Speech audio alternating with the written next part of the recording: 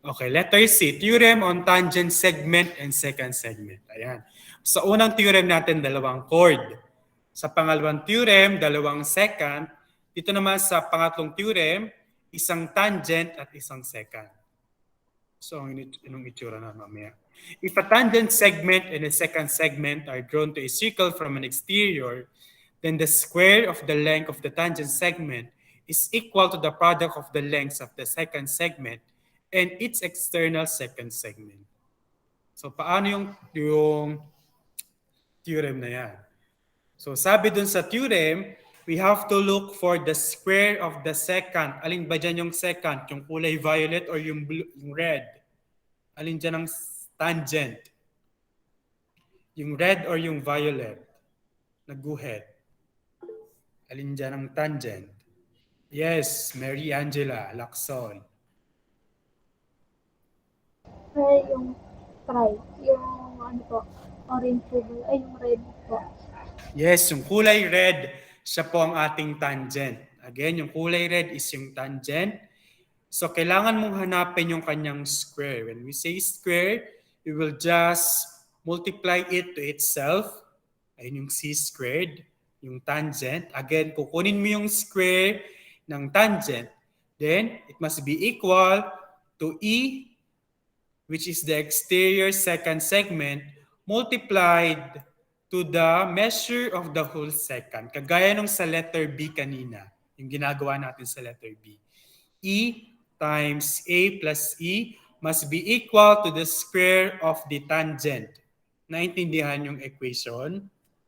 Type in 1 if yes, 2 if no.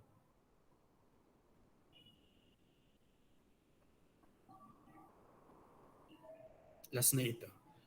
Ayan, again, ulitin ko yung sabi dito sa theorem number 3, yung ating equation kung paano nakuha. Yung C, that is the tangent. Sabi kasi dun sa theorem, you will square the measure of the tangent.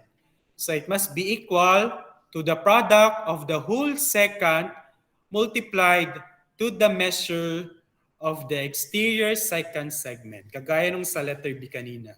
Itong portion na to, kagaya nung sa letter B kanina, that is E multiplied to A plus E.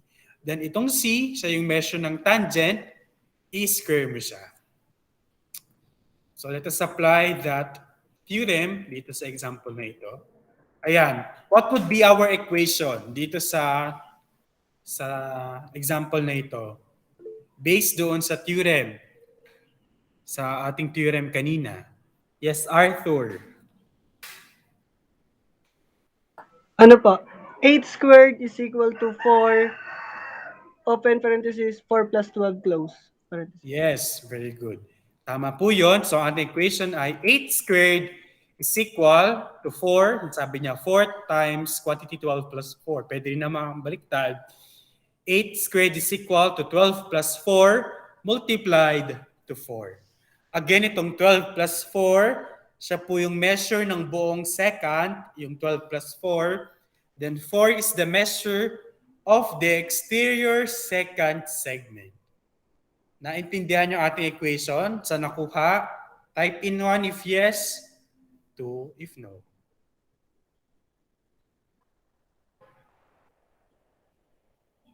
Ayan.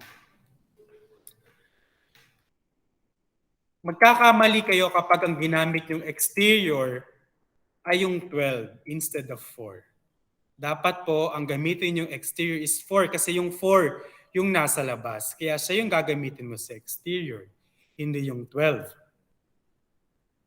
Kaya hindi pwede magkabaliktad yung 12 at 4. Dito sa 12 plus 4 sa parenthesis na ito, pwede yung magkabaliktad, pwede maging 4 plus 12. Kasi parehas lang naman magiging sagot. Pero yung dito sa labas, yung 4, hindi yan pwedeng maging 12. 4 yan kasi yung 4 ang nasa labas. Hindi pwedeng maging 12. Naintindihan nyo? Or naguluhan? Ayan. Dapat ma-identify nyo kung sino yung nasa labas at sino yung nasa loob. Yung nasa labas ang uulitin, hindi po yung nasa loob. Kaya kayo nagkamali dun sa kanina. Ayan, okay. Ayan, so 8 squared ay 64 is equal to, yan, 12 plus 4 times 4. Yan, 12 plus 4 ay 60. So we now have 64 is equal to 16 times 4. So 16 times 4 ay 64. 64 is equal to 64. So tama yung ating theorem dito sa given na ito. Tapos given nawawala. Ayan. Halimbawa yan, x ang nawawala. Ano equation natin dyan? Tingnan mabuti ha. Tingnan mabuti yung illustration. What do you think is our equation for this given? Tingnan mabuti yung ating illustration. What do you think will be our equation for this given? Oh, try. Mary Angela, try. 4. Yung equation po natin. Ano pong equation natin?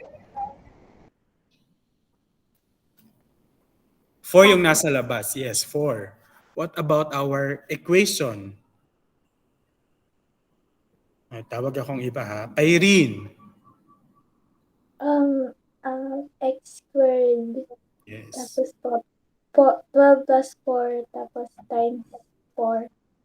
Yes, ayan. Very good. Ang equation natin ay x squared is equal to 12 plus 4 times 4. Kaya 12 plus 4 times 4, 4 ang nasa labas. 4 po ang exterior natin. Kaya sa 4 natin i-multiply. Naintindihan yung equation natin, bakit naging ganan? Type in 1 if yes, 2 if no. Be honest. Ay, sabi ko. Be honest. Bakit naging ganan ang equation natin? Yan, x ang naka-squared. Bakit yung x ang naka-squared? Anong reason natin doon? O Uriel. Sir, kasi siya yung yung tangent. Yes. X ang naka-square natin kasi siya yung tangent. Kaya naging x squared. Again, ito naman, sa nakuha itong 12 plus 4 times 4, kaya 4 ang ating i-multiply. Bakit 4 ang ating pinang-multiply at hindi yung 12? Anong reason natin doon? Bakit 4 ang ating pinang-multiply at hindi yung 12? Anong reason natin? O Dafir, anong reason natin doon? Kasi po siya po yung nasa exterior. Yes, very good. Kasi yung 4 ang nasa exterior natin, kaya siya yung pinang-multiply natin, hindi yung 12. Yan. Now we have x squared is equal to 12 plus 4 ay 16, then multiplied to 4. So x squared is equal to 16 times 4, that is 64. So anong gagawin natin para mahanap yung value ng x kapag ganan? So we have to look for the square root. Kunin natin yung square root. Kunin natin yung square root. Ay, hindi kita. Kunin natin yung square root. Square root. And square root ng x squared ay x. Square root ng 64 ay 8. So the answer is 8. Ang x natin ay 8. Nakasabay, bakit naging 8 ang sagot? Type in 1 if yes, 2 if no.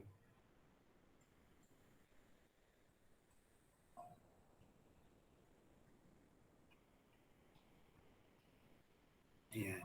So x ay 8. So for us to check if our answer is correct, so 8 squared, yung xa squared natin. Ayun yun, 64 yun. 8 squared ay 64. Then 16 times 4, ayan, 64. So 64 is the correct, 64. 8 is the correct answer. Ayan, dito, ganun din. Anong ating equation dyan? Dito sa example na ito, what would be our equation for this example? IV.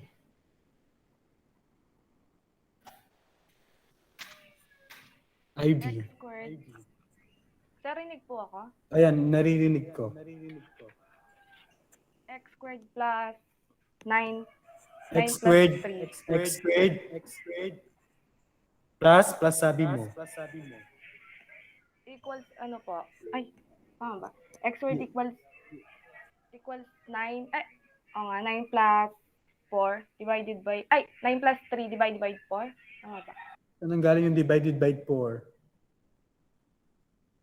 Times po pala, sir. Times? Times 3. Yes, ayun. X squared is equal to 3 times quantity 9 plus 3. Bakit naging ganito ito? Someone explain to me. Bakit naging ganan yan? 3 times 9 plus 3. Yung nakakulay dilaw na portion. Bakit naging ganan yan? Bakit 3 yung pinang-multiply natin? Raise your hand. Bakit 3? Mary, Angela. Sir, kasi yung number na hilabas. Yes, yung 3 ang nasa labas. Kaya yung 3 ang minultiply natin, hindi yung 9. Kaya now we have x squared is equal to 3 times 12. 9 plus 3 ay 12. Then 3 times 12, that is 36. 3 times 12 is 36. Let us look for the square root. So x ay 6. So sabi natin ang x ay 6. So for us to check if our answer is correct, 6 squared is equal to 3 times 9 plus 3. Ang 9 plus 3 ay 12. 3 times 12 ay 36. 36 is equal to 36. Correct, ang x is equal to 6. Is that understood? Type in 1 if yes, 2 if no.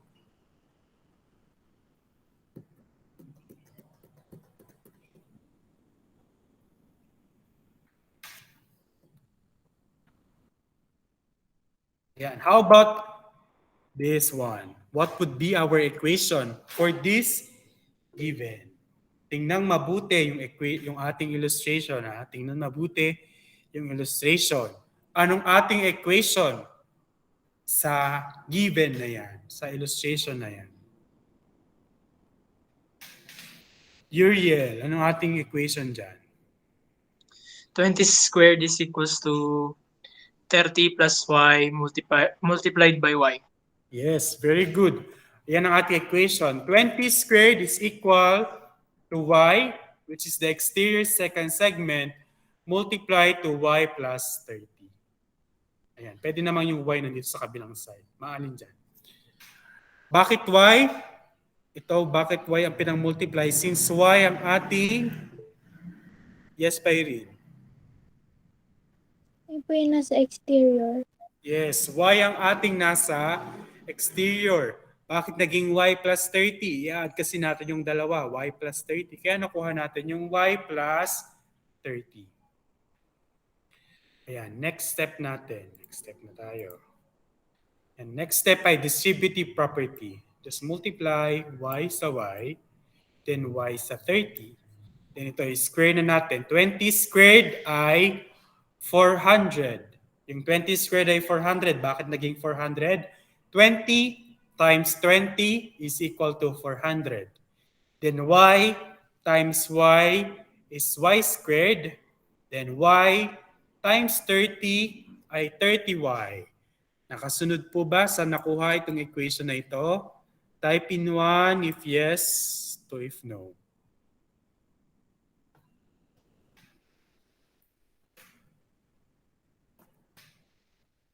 Ayan, then ilipat natin si 400 doon sa kabilang side.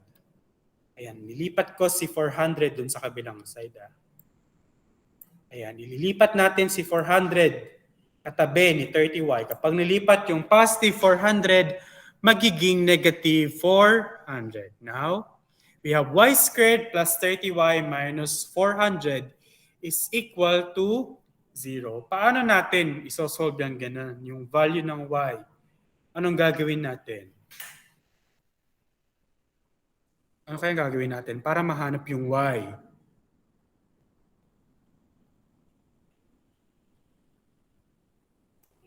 Anong gagawin natin para mahanap yung y? Pairin? Sir, try lang po. Ipag-minus po yung 30 sa 400 tapos po i-divide. Yung pinakasimple natin kayang way, ano yung pinakasimple natin? para mahanap natin yung value ni y sa quadratic equation. So para mahanap natin yung pinakasimple, di ba? Yung pinakasimple, isipan mo ng factors si negative 400 na kapag pinag-add, ang sagot ay 30. If I'm not mistaken, recall natin ito dati, ng first quarter. Isipan mo ng factor si negative 400 na ang sagot kapag pinag-add ay 30. Ano kaya yon? Dalawang number na kapag binag-multiply ang sagot ay negative 400. Tapos kapag pinag-add sila, 30 ang sagot. Ano kaya yon?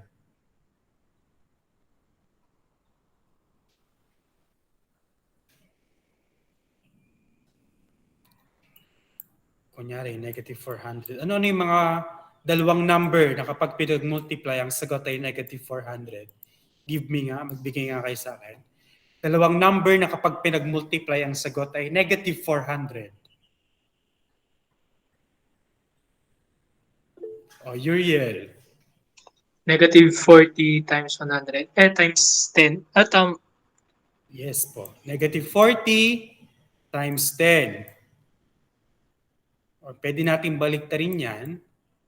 Pwede rin namang positive 40 times negative 10. 40 yan ha. 40 yan.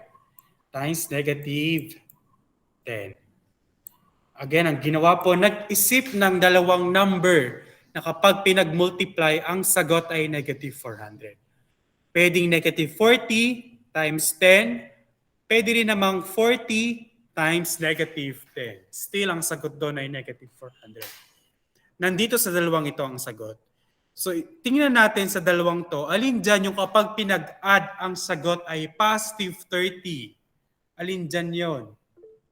Kapag pinag-add, ang sagot ay positive 30. Arthur. Yung ano po, positive 40 tapos negative 10. Yes, very good. Yung positive 40 at saka yung negative 10. Kapag pinag-add yun, ang sagot ay 30. Nakasunod po ba doon? Type in 1 if yes, 2 if no. Kung nakasunod dun sa sinabi ko. Be honest, ah.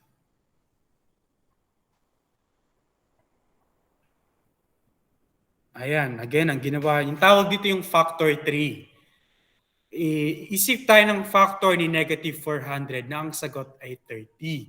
Ang mga possible na sagot doon, negative 40 times 10, 40 times negative 10, pwede rin namang 20 times negative 20.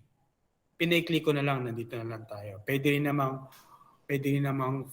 negative 400 times 1 or 400 times negative 1. Pero obviously, ang sagot doon ay hindi 30. Kaya dito na lang tayo namili.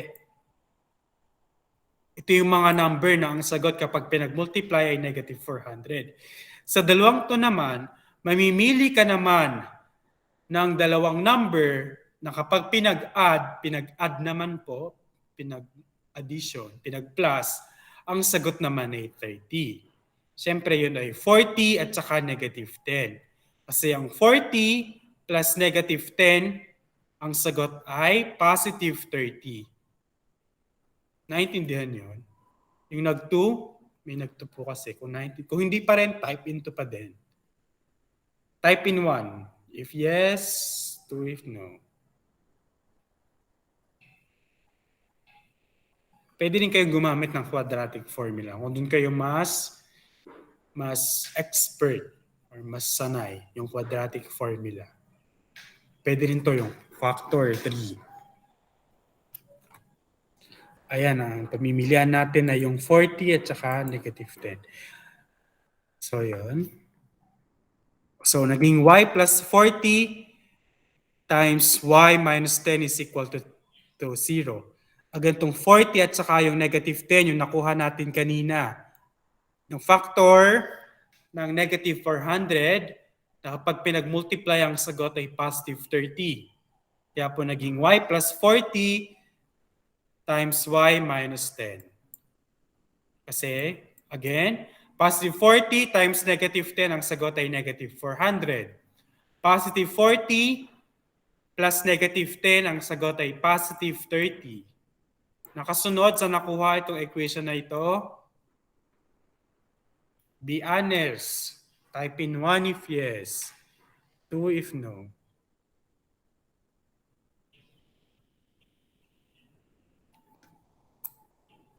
Medyo malaki yung number kaya siguro naguguluhan kayo. 400 kasi. Ayan. So if y plus 40, then y minus 10, anong values ng y natin? Anong value ng y natin? Dalawa yung value ng y.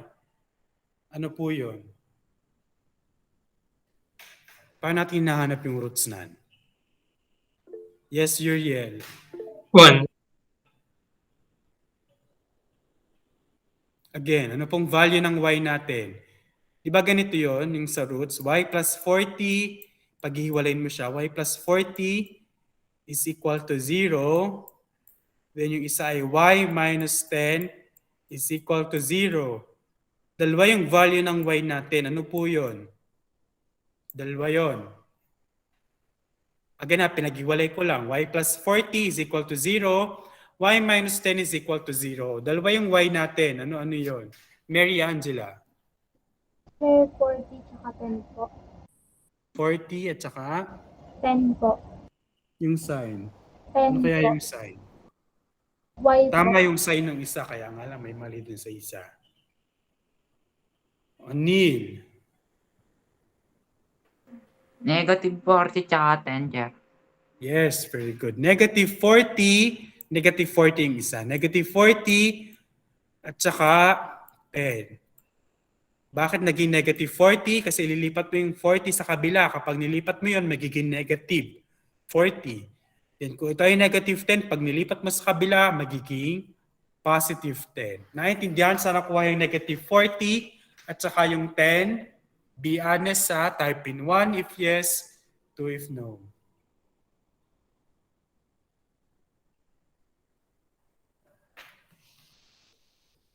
Okay, again na yan.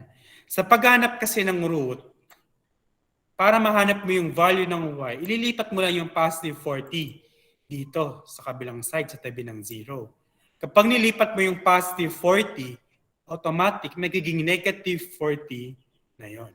So y is equal to negative 40. Kapag nilipat mo si negative 10 sa kabilang side, yung negative 10, magiging positive 10. Kaya y is equal to 10. Naintindihan ba? Yes, ayun. Now we have y is equal to negative 40, tsaka y is equal to 10. Alin kaya dyan sa dalawa ang gagamitin nating value ng y? Yung negative 40 kaya o yung 10? Kasi dapat isa lang yung gagamitin natin dyan. Alin kaya sa dalawa ang gagamitin natin? Sabihin din sa akin ang dahilan. Bakit yun ang gagamitin? Uriel. Sir, 10. Yes, 10. Bakit yung 10? 30 plus 10 is equals to 40. 10 times 40 is equals to 400. Sige po. Tama naman po yun. Yung pinakadahilan, bakit kaya yung 10 ang gagamitin natin at hindi yung negative 40? Ano kaya yung reason doon? Bakit yung 10 ang kukunin ko, hindi yung negative 40? Kung hindi pa natin isosolve yung theorem, anong reason doon, Neil? Negative kasi, Jeff. Anong reason doon? Magiging negative yung sagot, hindi magkapareha. Yes, negative. Ano yung pinaka-reason doon? Dafir.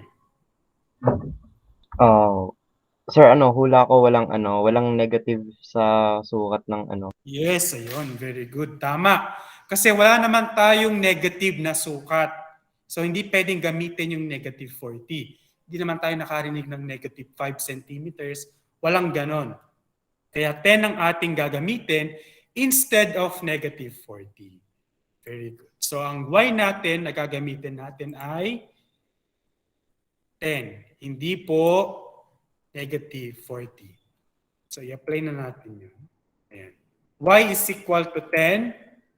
Apply natin yung theorem kung tatama siya. Ayan. 20 squared is equal to y times y plus 30. Ayan, 20 squared is equal to 10 times 10 plus 30. So 20 squared is 400. Then 10 multiplied to quantity 10 plus 30, which is 40. So 400 is equal to 400. Tama. Meron pa akong isa. Last na ba to? Okay, last one. I guess last one na ito. So for this case, what would be our equation?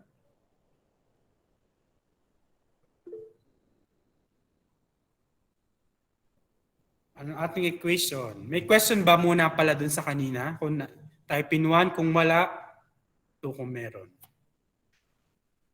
Dun sa kaninang example. Okay, sige. Dito lang tayo. Ano ating equation? Dito. What could be our equation?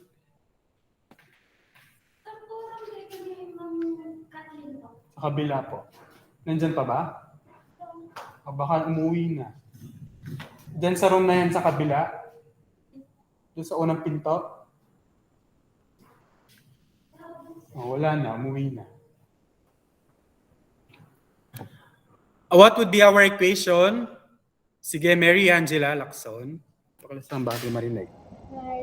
Try po. Sige po. 10 squared times 18 tapos equal to 18 times Isulat mo muna, tapos basahin mo para hindi ka malito. ayun po 10 squared equals 18 times x tapos po plus 10. Sige. How about the others? Try ng iba. May mali akong narinig na isa.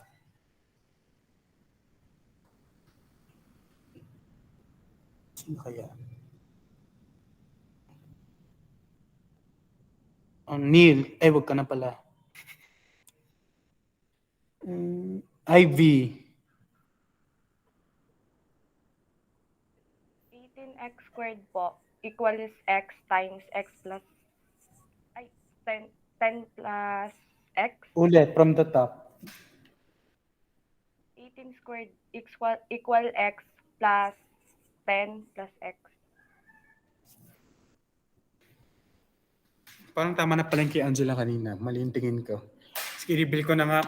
Ang ating equation ay 18 squared is equal to 10 times quantity x plus 10. Tama pala yung kanina. Mali, 18 yung nakita ang aking tingin kasi. And 18 squared is equal to 10 times x plus 10. 18 ang ating tangent, kaya siya ang naka-square natin. Then 10 times x plus 10. 10 ang nasa labas, kaya siya ang ating i-multiply. Then add x at saka 10. Naintindihan yung ating formula? Yung equation rather. Type in 1 if yes, 2 if no.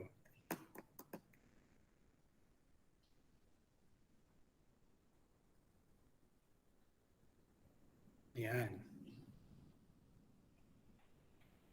Yan. 18 squared is 324. Then distributive property, multiply 10 to x, that is 10x. Then 10 times 10, that is 100. Bibisa ko na, ako na lang ata kasi tao dito eh. Ayan na. Then, next ginawa ko.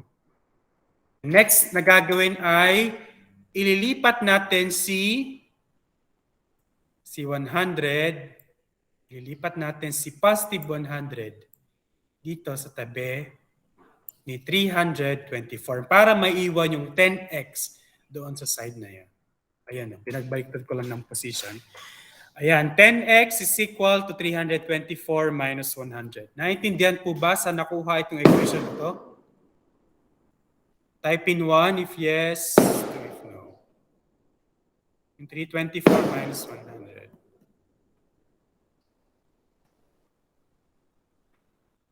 Ayan. 324 minus 100, that is 224. And divide both sides by 10. The correct answer is 22.4.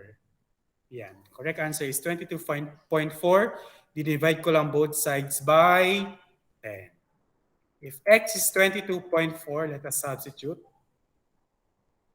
And 324 is equal to 10x plus 100.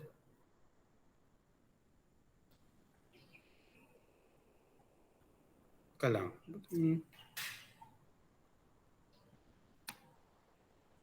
Ito diniretso ko na. Itong 10x plus 100 din ay galing sa x plus 10 times 10. Ito ha, itong 10x plus 100 ay galing sa x plus 10 times 10. Diniretso ko na doon. Yan. Palitan natin yung x ng 22.4. Yan. 10 times 22.4 is 224 plus 100 is 324. 324 is equal to 324. Ano ulit? Yan. Yun. May question pa po ba? Type in 1 kung okay na, 2 kung hindi pa.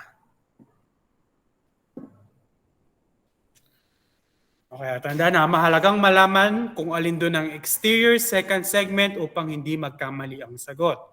Then tingnan din mabuti kung anong uri ng segment ang bumubuo doon sa illustration. Kung siya ba ay dalawang second, dalawang chord, o isang tangent at isang second. Kasi magkakaibang theorem ang applicable sa bawat isa.